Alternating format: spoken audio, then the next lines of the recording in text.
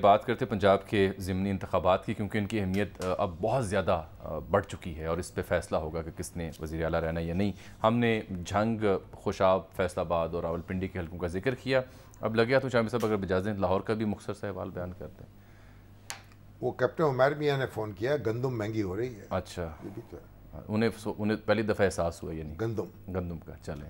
اور ابھی یہ ڈاکٹر فرید ملک صاحب جو ہیں، یہ آپ کے ریگولر ویورز ہیں ماشاء اللہ، تو انہوں نے کہا بھائی یہ ولی خان صاحب نے تقریر کی تھی اسمبلی میں، ٹھیک، بھٹو صاحب کو خطاب کرتے ہوئے، ٹھیک، کہ بھٹو صاحب آپ میرے بارے میں جھوٹ بولنا بند کر دیں، وگرنہ میں آپ کے بارے میں سچ بولنا شروع کر دوں گا۔ ان کا بھی ذکر کرتے ہیں نا، کیا انداز ہے بات کا، کہ بات بھی کہہ دی اور سلیقے سے کہہ دی۔ تو لاہور کی صورتحال سر میرا خیال ہے سب سے زیادہ دلچسپ ہے۔ ان 20 حلقوں میں لاہور کی صورتحال سب سے زیادہ دلچسپ اس لیے ہے کہ یہاں پر پی ٹی آئی کا ووٹ بینک، سپورٹ بینک بڑا بھی ہے اور موجود بھی ہے۔ نون لیگ کا گڑھ سمجھا جاتا ہے تو نون لیگ اس پہ تکیہ کیے ہوئے۔ خلاصہ سادہ سا یہ ہے کہ نون لیگ کی ساری توجہ الیکشن ڈے پہ اور ووٹر کو باہر نکال پہ ووٹ کاسٹ کرنے پہ ہے۔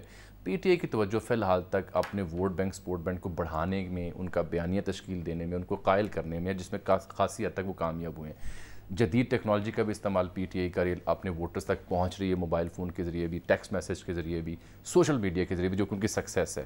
تو لاہور میں ویری ڈیفیکلٹ سچویشن فار قصہ مختصر یہ ہے Noon League, difficult situation for Noon League کو کسی کے لیے بھی نا یہ پھولوں کی سیج نہیں، یہ جو دعوے کر رہی ہیں نا دونوں جماعتیں، یعنی نون لیگ کے کسی رہنما سے آپ بات کریں، وہ کہتے ہیں 15-16 سیٹیں آرام نال کٹ لیں گے، یہ غلط ہے۔ میں اس کو بالکل نہیں مانتا ہوں، ریکارڈ کہہ رہا ہوں، ایک ایک سیٹ پر، ایک ایک انچ پر مقابلہ ہوگا، اور پی ٹی آئی کا یہ دعویٰ بھی درست ہے۔ لاہور میں سر گھمسان کا رن پڑے گا۔ لاہور میں سر 168 ہے، 167 ہے، 170 اور 158 ہے۔ 168 میں جو اسد کھوکھر صاحب ہیں نون لیگ کے اور ملک نواز اوان ہے پی ٹی آئی کے، ان کے بیچ میں بڑا زور کا جوڑ ہے۔ یہاں پر نون لیگ کے اسد کھوکھر صاحب کو کسی حد تک ایڈوانٹیج ہے۔ جو 167 ہے، نذیر چوہان صاحب پی ٹی آئی کے ٹکٹ سے لڑ رہے ہیں اور شبیر گجر صاحب پی ٹی آئی کے، نذیر چوہان صاحب نون لیگ کے ٹکٹ پر لڑ رہے ہیں اور شبیر گجر صاحب پی ٹی آئی۔ یہاں پر نذیر چوہان صاحب کی پوزیشن بہتر نہیں ہے، اس کی وجہ ان کے ساتھ جو واقعات بھی ہوئے، جو ان کا اپنا سلسلہ بھی رہا، تو یہاں شبیر گجر صاحب پی ٹی آئی خاصی چودھری پرویز الہی صاحب جو ہے نا، وہ بھی کوئی حلوہ وغیرہ پکانے کا بندوبست کر لیں، میرا خیال ہے ہلکی آنچ پہ رکھ دیں، لیکن اوپر انگریڈینٹس نہ ڈالیں۔